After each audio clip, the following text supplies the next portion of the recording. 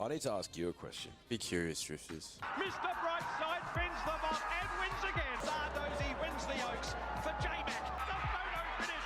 Mr. Brightside or Romantic Warrior. The mare's going. Great guns. Fangirl. Look at her go. Fangirl. Imperatrice has got her. And raced on by Imperatrice by a length.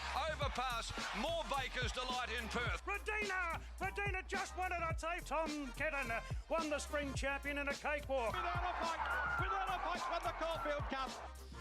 Well, what are your thoughts on that?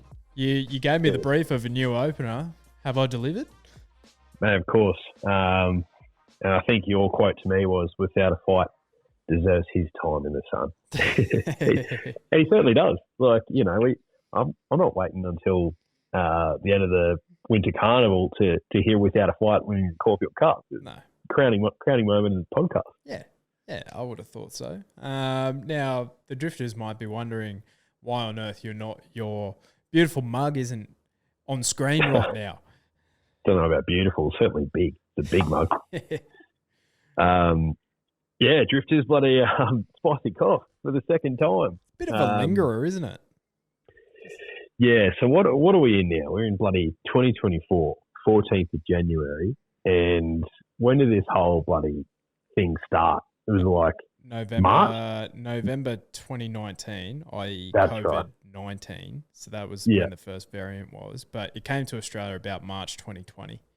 Yeah, that's right. So it's been 4.5 years, and I've struck it for the second time. The first time I had it, you might recall, was post Melbourne Cup 2022. And it actually hit me for 6 or 48 hours. Like I was in bed just cooked. Whereas this time it's just like a bit of a sore throat, a bit blocked up. Yeah. Not that bad, to be honest. You sound a bit crook, but yeah, not crook enough that you couldn't watch what was unfolding on a drama-filled Magic Millions, I might add. Oh mate, honestly. I thought, until that, what was it, 3-year-old Guineas race, I thought it was a terrific day of racing. The track looked beautiful, sunshine, lollipops, rainbows, and an actual good quality horse racing as well. It was good to see. Yeah, it kind of, I've paid attention to the Magic Millions Carnival and in previous years, but I feel like there was just quality from top to bottom on this card. And it's just a shame that my takeaway as a person who really loves the game and who loves great race days, the takeaway has to be the absolute debacle in the 3-year-old Guineas. Yeah, it was unbelievable. So I guess a bit of a blow by blow for the Drifters who didn't see it. So first and foremost, by the time they actually got to the barriers the first time round and, started sort of circling behind the barriers, the race was already, 4 or 5 minutes late? Yeah. Before a single horse even got into the gates, right? Yep. Which is, as it is, frustrating. Mate, that was a PVL at the peak of COVID type of operating there. Yeah.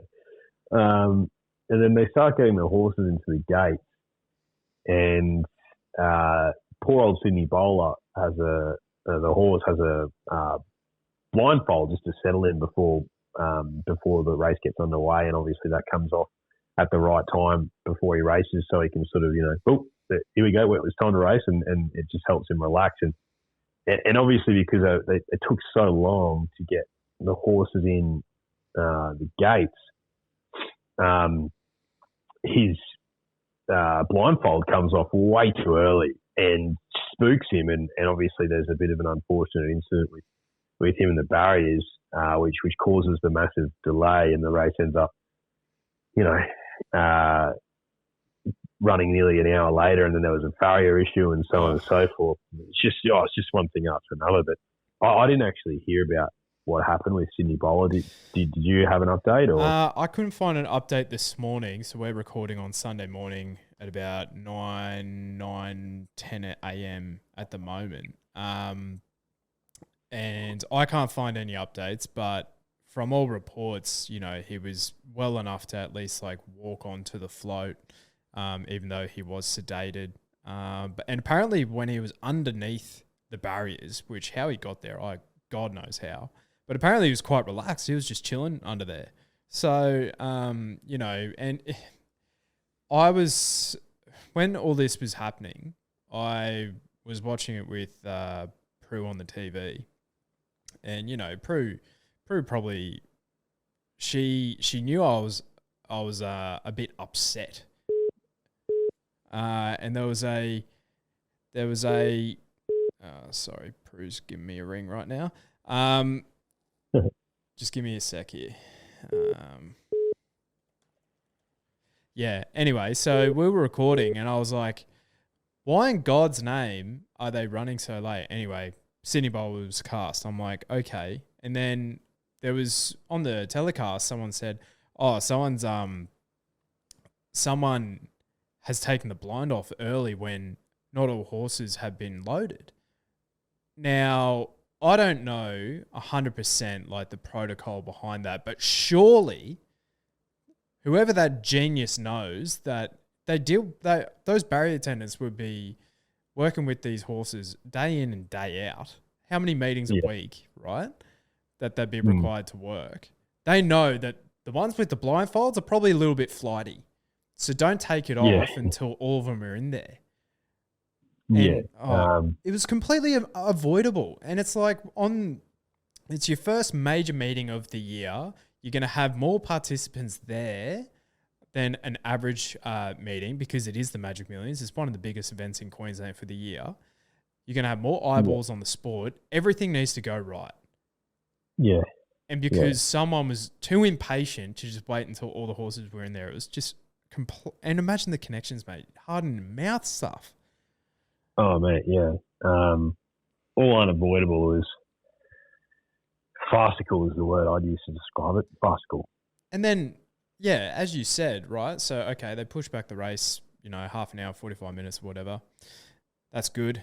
And then it's actually comical that the barriers weren't even there ready for when the race was there to be started.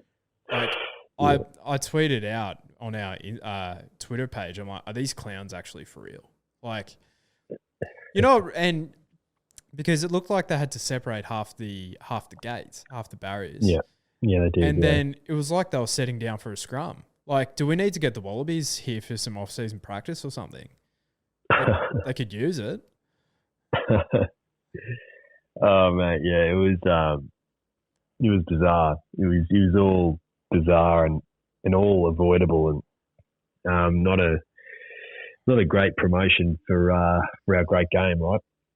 No, it was really disappointing. But of course, I'm glad that by all reports from all the info that we've seen that the horse is okay. And, you know, Jason Collette was obviously extremely lucky as well. And thoughts go out to John O'Shea and all the connections there because it would have been, horrific. Now, if we actually have a look at the results of this race, right? Abounding wins for Robbie Heathcote. Sovereign Fun was second and Flying Trapeze was third. Now, I was of the opinion if you were having a bet on that race after the revised time, you are sicker than sick. Yeah. Well, a lot of people would have already had something on, right?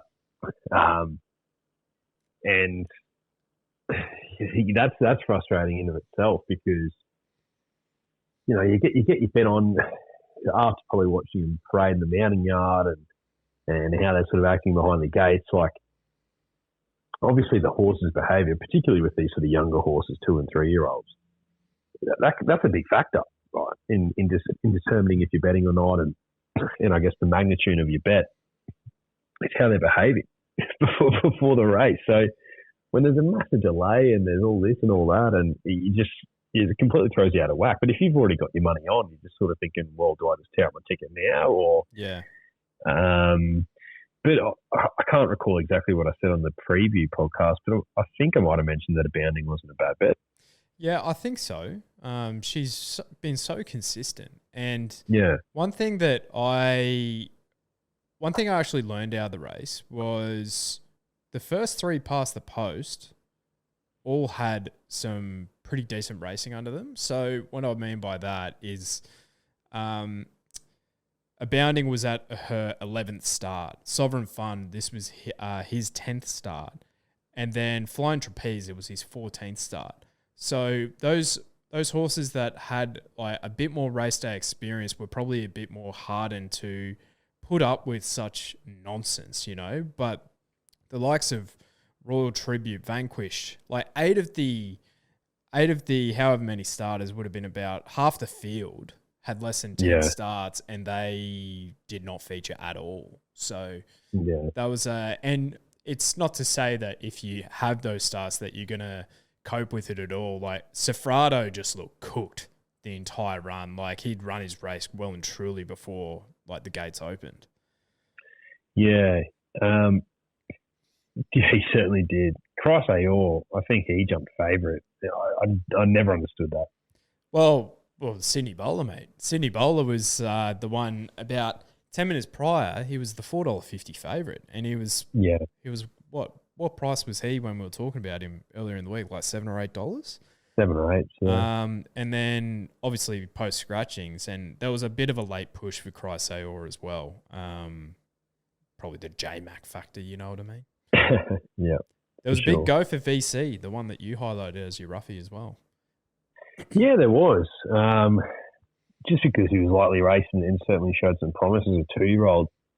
And I think, you know, with those silks combined with that stable, you're always going to get some specking. But, he finished second last. So disappointing. But I guess you can if you want to, you can put a line through that race as well. Honestly. I don't know what really to take out of that race. But there was some really impressive victories on the day as well. None more than Storm Boy. My God, this is a serious colt, mate. How good is Justify as a stallion? Oh, mate, he's unbelievable. Coolmore stallion, and you might recall a couple of years ago, Drifters, that Tom Magnier of Coolmore fame was offering a Ferrari to anyone who bought a Justify yearling at the Magic Millions sale and went on to win. With that yearling, because there was, I guess there was some trepidation around buyers in Australia as to whether the undefeated Triple Crown winner, Justify, whether his progeny would be any good down south. Just because obviously, you know, racing on dirt tracks up in the States and different style of racing and whatnot. But he's what, a second year sire and dominating the globe. He could be right up there with Frankel as our best sires, not just in the world but to have ever existed. Just on really early results, he's had so much success already, and this Storm Boy, like as a 2-year-old, he looks so athletic, strong, and I just wonder if he doesn't get too big and bulky, as you know, some of these early sort of 2-year-old types, they can get really bulky as a 3-year-old and not be as effective. But you know, if he's this good now, and if the Justifiers get better as they get older, gee whiz, this guy could imagine what he's like. You know, not even thinking about the rest of this year, but even just with a couple more months of preparation under his belt, heading towards a golden slipper. And you shared some stats with me yesterday as well with the race itself. Yeah, so basically on raw times, right? Same day, it was the race after King of Sparta, but King of Sparta is on his day, he's competitive at that Group 1, Group 2 level, right? So he's a genuine Group 2 horse, King of Sparta. Like he ran 4th in the Oakley Plate last year at a bit of a price. So that is a Group 1 handicap. He's like in the finish, right? So Stormboy has beaten this horse home on raw figures by about a length and a half. And that's after going quicker early than the Big King. Went a bit slower early. And King of Sparta was probably one of the most visually impressive wins of the day as well. But Stormboy just doing it all the hard work early from a really sticky barrier and still stuck on. And he absolutely brained these other 2-year-olds. Like, I was quite bullish on Highness. I thought Tommy Berry gave him, like, there was zero excuses for that horse. He was just not good enough. Stormboy's just different gravy, mate. There is absolutely none of these below that is finished behind him that can feature in any of the classics. Yeah, I agree. Watching the race live, you see Stormboy do the work to get across, and then, Adam Hippopotamus clearly wants to lead on him, and he's got a $200 Mashani Ego leading, like just a speed bump in his way that he has to sit off, and so he's in the sort of 2 or 3 wide sort of channel just sitting off Mashani Ego, and I was sort of watching it thinking, geez, like, if he sticks on and holds on, he's a good horse. Not only did he do that, he put lengths on him with 100 metres to go. Yeah.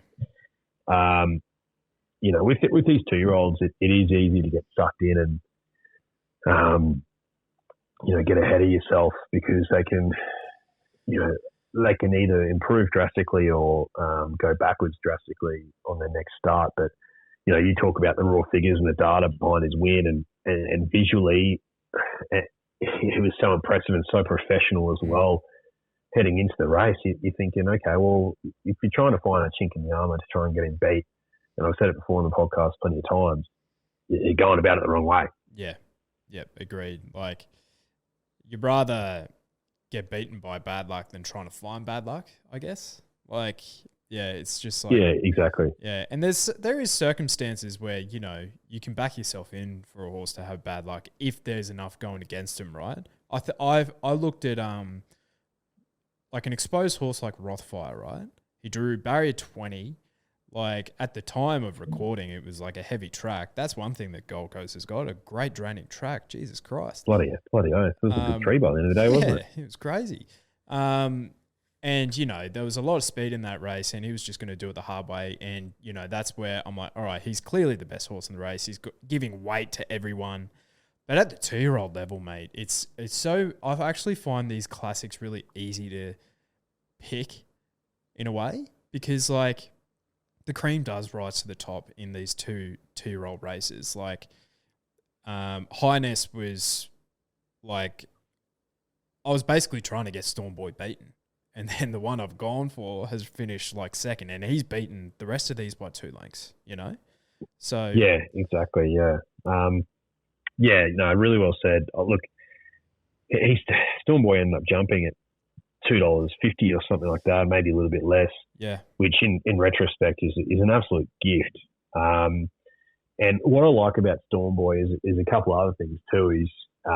Is the ownership. That story around Gay walking into a pub and walking out having convinced a dozen or so blokes who are on the piss to buy in. A lot of them is their first ever horse. That's terrific and a great story.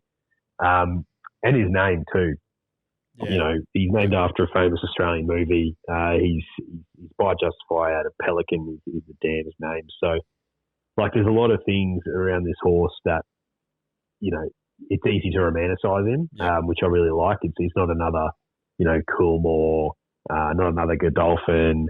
It doesn't have the Newgate Silks or anything like that, which is fine. Like, I've got no issue with any of those horses, right? But when you're looking at a really, really promising 2-year-old colt, and it's not cut from that sort of cloth. There's something a little bit different about it. That as a horse racing enthusiast is what you like to see. Well, he's not in those colours yet, I would say. Yeah. Because very, very well said, mate. Because, very well said. Mate, if he runs on Golden Slipper Day, I could almost guarantee. Where does Justify stand? He's a Coolmore sire. Yeah, okay. So I don't know if Coolmore. Can't really remember if Coolmore. Oh, they did that with Best of Bordeaux, didn't they? He was with Aquis, They did, and then yeah. they changed it over, so he could be running in the Coolmore Navy by the time the Golden Slipper rolls around, mate. Or the Yulong Forest Green. Yeah. Yes. Yeah. Yep. No, you're very right. You're very right, mate. Which, if you're an owner and you're being offered silly money and it's life-changing money, then credit to you. Take the money. Absolutely. And, that story about Gay finding all the owners in a pub, it just kind of adds to her legend, doesn't it? Like, how many times it would really she does. have done that over the journey? And it's just... She's just the ultimate saleswoman, isn't she? First lady of racing. She's first lady of racing, absolutely. If I look at this Golden Slipper market, Stormboy is $5 as your favourite. Now, you could probably entertain that if you're having him into some doubles, perhaps, but $5 this far out, 2-year-old, is probably too short. Way too short. The stablemate Shangri-La Express is 13s. Right, okay. $5 is way too short. $28 isn't too short, though. Well, I've learnt my lesson there. If you got a $1.50 favourite in a early season 2-year-old race, just jump on the classics. It's going to go there.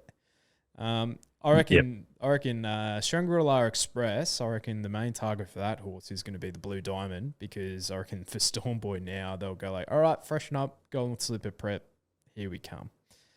But that horse has got a ton of ability as well. Straight Charge, I can't really remember that horse. It's $15, third line of betting. And then Bodyguard, who we've seen absolutely brain him down in Melbourne at $17. And I think he's on a Blue Diamond path as well. Okay. Straight Charge. That's another Waterhouse spot. Horse. It I could be wrong, but it beat Erno's Cube. Right. And she was the first filly home in the 2-year-old classic. Yeah. So straight Charge. I can't remember if it's a filly or a colt, but so it's got form around 2-year-old that colt. top 4 in the Magic Millions. 2-year-old colt. There you go. Written by. He's speaking of Yulong, he's a Yulong sire. There you go. All right. And he ran second to Espionage early at his first start. And Espionage and Bodyguard, they were that debut trial. Yeah, mate, James Harron's he's got fingers in plenty of pies, James. Yep. So, all right, mate, let's have a look at the other races on the card. So, I guess the Magic Millions Open was race 4 at 1,300 metres. This is where Rothfire was the favourite, a well-backed favourite. $3.60 he started. Mate, he had a really torrid run. He was high-fiving all the fans on the fence. Bloody Rothy. Yeah. Weight matters, right? In horse racing. So, yeah, good tough run by Rothfire, but I wasn't keen to dive in. No. To him on that day with that weight on his back and that gate. Geez, a pretty good win by Boom Talk though, wasn't it? It was pretty impressive. Because I think he was the one. Was he out in front or was he the one like coming down the centre? I can't really remember. I can't really remember either, mate. To be honest, but I do remember it being quite impressive. Chinny Boom, I feel like. Pardon me. Chinny Boom, back to mare's grade. I reckon she could feature in something like a Tats Tiara or something. I think she could too. Yeah, I don't think she's a bad horse, Chinny Boom, at all. It is tricky with these country horses measuring up.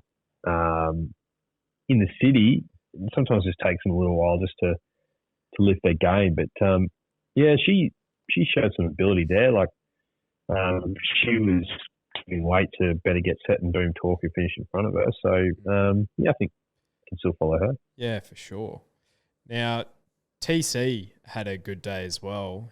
Is he one of the most underrated jockeys in Australia, Tim Clark? Yeah, definitely. And he's such a good front running jockey as well, which ties in really well with the Waterhouse and Bott stable. Get him really fit, lead on him, and he rates them really well.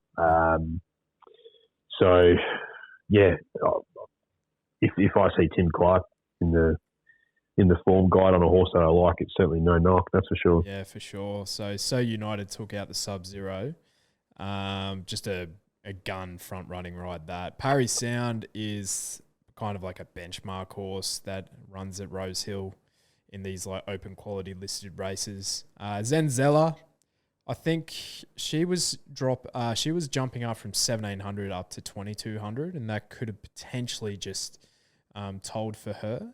So she might be one to back next start. Now, what I do want to say is Noah and a deal, and I might need to see other people. And she started $9.50.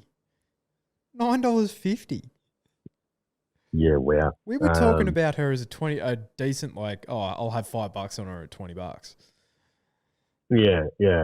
So the market was keen on her.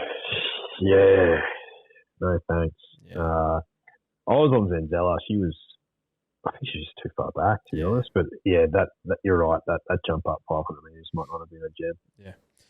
The Syndicate, 1,100 metres with Hot Nash and Derry Grove. Mate, this is a decent horse. He's not bad. He's very good. Like, that was a weight for age. He'll be a lightweight handicap chance in maybe something like a Galaxy back in potentially. Sydney. Yeah. Potentially, yeah. Matthew Dunn's a good country trainer, isn't he? Isn't he? And I love when they interview him on Channel 7 or whatever. He just seems like a real genuine knockabout type of guy. So I wish him all the success, and I think he's in for a big year. And I think Derry Grove could be at the forefront of that. Yep. Hot Nash. You don't usually see that much emotion from Hot Nash when he came back to the stall. He was stoked. He was, mate, because I have a feeling they were really, really confident in the Kosciuszko, and nothing went right for him. Yeah, right. So, and Front Page absolutely brained him, and he came out like 3 out of 5 lame. So, nothing was beating him. But Derry Grove in a handicap, down in the weights, 1,100 metres, fresh up, maybe a little bit of jar out of the track, mate. He could win that, I reckon. Derry Grove. Yeah. He's just improving rapidly. Yeah. So, that's a fair point. I was on Golden Boom in this race. He was coming back after a massive let off, and he was up on pace, and he probably stuck on the best out of those who are up on pace. So I think that's a good return by him. He's certainly one to follow. Yeah, for sure. Now, the Magic Millions Snippets. Now, I didn't realise that Snippets was the sire of Schnitzel. Yes. Bruce gave me a bloody history lesson yesterday in the telecast. It was great. Yes. So he's basically the grandfather to, 3/4 of the horses in Australia. So we owe him a great debt. Yeah, we do. God bless you, Snippet. Yeah. Mate, King of Sparta was breathtaking. He was very, very good. Just far too good for all of these. Oh, way too good. I think he jumped at a pretty short price. The one I think I spoke about on the potty that there was a bit more value was Rose Courts. Yep. And she ran into third. She ran a nice race, but King of Sparta just put him to the sword. That was visually very impressive. Yeah, mate. It was very impressive. Rose Quartz was the first mare home, so she ran fantastic. And my old mate Baller, he stuck on for fourth as well. So, he's 8. Yeah, more. mate. He's this could be his last prep. I reckon it'll be a last hurrah in the Brisbane Winter Carnival. I wonder how much coin Baller's earned over the journey. Let me have a look here for you, mate. I got it all open. Surely 7 figures. 7 figures. Yep, 1.1. Let's call it 1.3. Oh, that's terrific. Yeah. That's absolutely terrific, isn't it? Mate, and because he was, I reckon, where was Baller before Tony Golan? He might have been in Sydney, I reckon. I can't exactly remember, but Tony Gollan wasn't his first trainer, that's for sure. Yeah, right. Okay, I didn't know that. All right, and then the rest of the day, so Far Too Easy jumped your favourite in the Magic Millions Cup in race 10. Samana won about $14. I didn't really see that mare in the form guide too closely. Meridius came back well. He's a gelding now, probably an easy grade. And then Revolutionary Miss, mate, she is in a good little patch of form. She finished off third here as well. She is.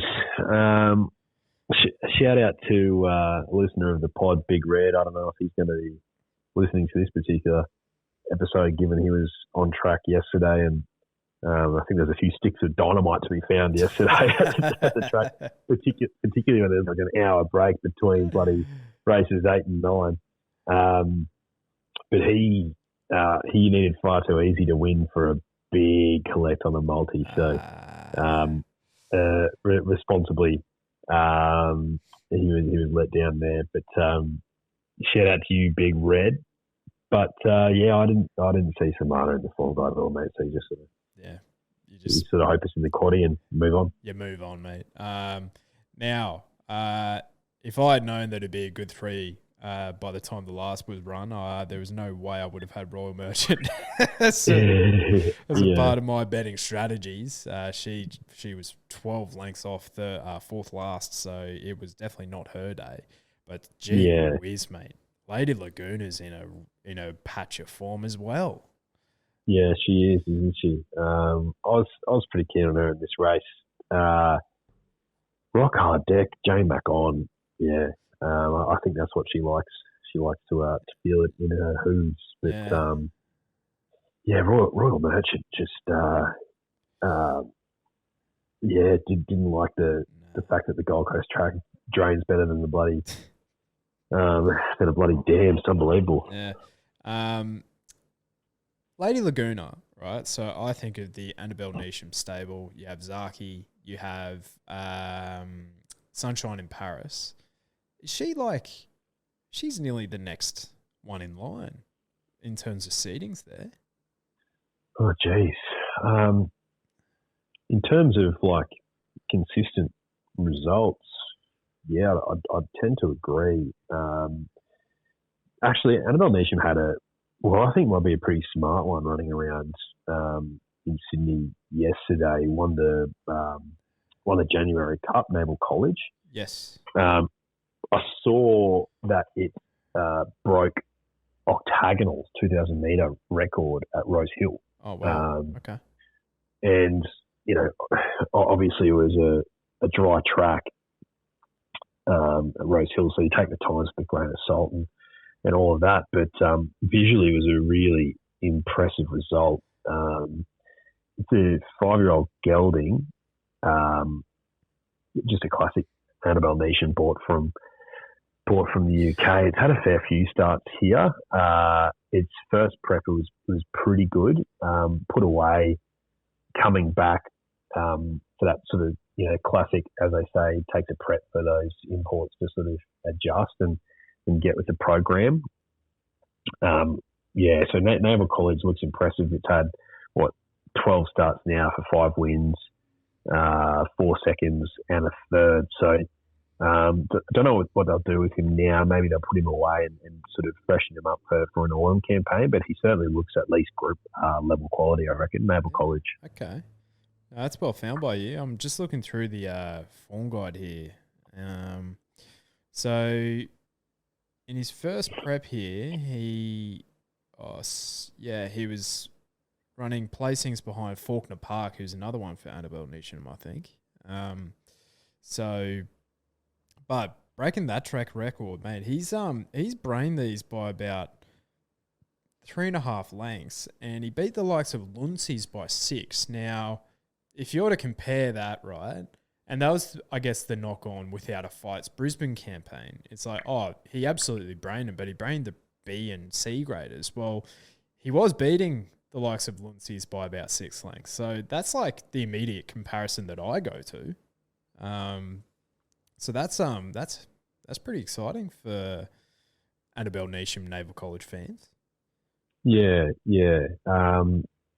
So one to keep an eye on, I think Drifters, Naval College, Black Book, that horse. Yeah. Well done by you. Yeah, lovely. Yeah. There was actually another one in Flemington that I think is a pretty obvious Black Booker as well. You might have seen this touch, but 4-year-old gelding out of the old boy Lonro, speaking of Octagonal's son, Lonro, Scripper. Yes. Yeah. He won down the straight yesterday in a Group 3, the Standish Handicap.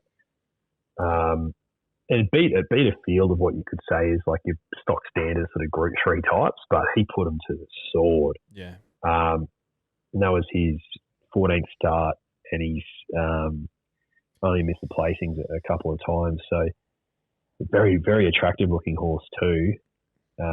Could be one on the up. Maybe they'll freshen him up and aim him at those sort of, Group 2s, Group 1 handicaps. He looks like a smart horse. Oh, mate, he was like one of the Morpheville Mafia's absolute go-tos in 2023, and for good reason. I think he's probably, I think it's fair to say that he has graduated from the likes of like Morpheville Parks. Yeah.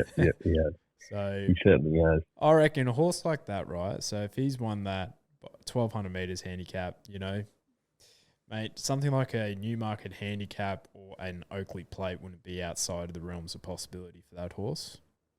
No, he's he looks above average. He's been the likes of, I'm just getting the form up here, Crosshaven, Curran, Poland, the Astrologist, Treasured Star, Snapper. Is that not just a group of mediocre horses? Well, they're mediocre old horses. Like Curran's is 6, the Astrologist is 7. And but the thing is with the Astrologist, I reckon he puts in his worst runs in Australia. He goes over to bloody Dubai and he places in Group 1s over there. Yeah, 100%. But look, we know where all these horses are at because, like you said, we've been watching them go around for bloody 4 years.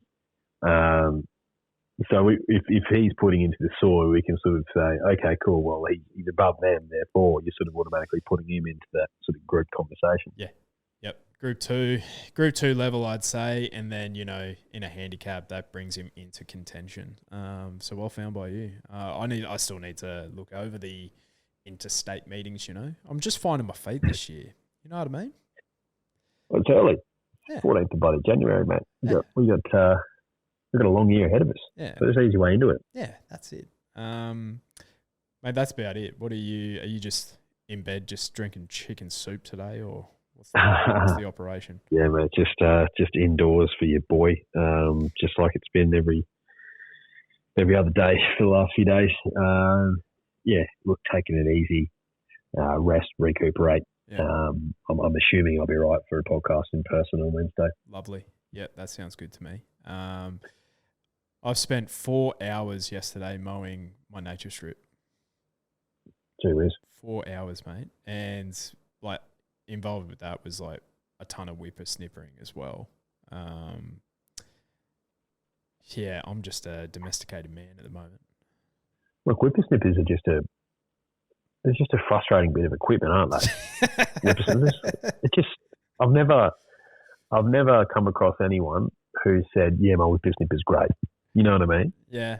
I mean, it's all just a painful instrument to operate. I remember, Dad trying to get ours started when we were younger to do some whippersnippering, and he'd be trying to rev up the engine with the drawstring to fire it up and get the revolution sort of turning over, and it honestly, it looked like he's starting to wind up for a big hammer throw or something by the end of it because he's fuck's sake under his breath because he just couldn't get it started. And like you've seen the shoulders on my dad, Mick Jones, some of the broadest shoulders you've ever seen in your life. Yeah, and he's putting every ounce of bloody strength he can into ripping this whippersnipper and getting it going. It just wouldn't start. Yeah. I think whippersnippers might be Dad's arch enemies. Well, yeah, that's fair. But I don't know if it's like all these push-ups that I'm doing every other day because I'm just like one crank and she starts, mate. Ready to go. I think the technology sort of definitely advanced what it is, mate. Yeah. No, that makes sense. All right, mate. Well, I'll leave you be. But yeah, rest up, and I'll see you hopefully on Wednesday. Sounds like a plan, Stan. All right. See you later, Drifters. See you, Drifters.